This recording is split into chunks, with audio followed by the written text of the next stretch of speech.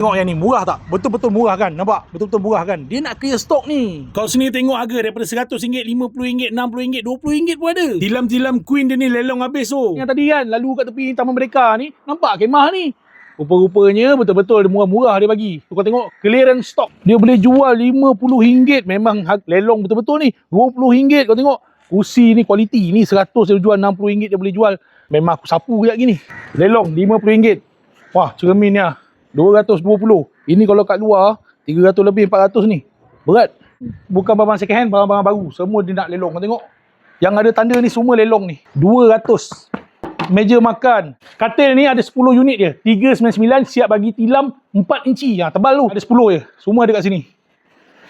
Mula-mula aku sampai macam tak percaya tau. Harga-harga dia tak masuk akal. Murah-murah. Kau tengok katil ni. Katil-katil ni serendah RM280 ni boleh dapat, nampak? Ini semua barang baru dia nak clear stock je. Kabinet yang ni ada 3. Siapa cepat dia dapat. Kalau baru pindah rumah tu nak nampak mewah sikit kan. Yang ini meja makan dia, sofa-sofa dia, katil dia, semua boleh bincang kat dalam ni. Sebelum habis tu cepat-cepat lah datang. Korang lambat sampai memang rugi lah. Dia nak clearkan stok ni. Tak payah fikir banyak. Kau waste je. My Furniture Center dekat Taman Merdeka, Batu Berendam, Melaka.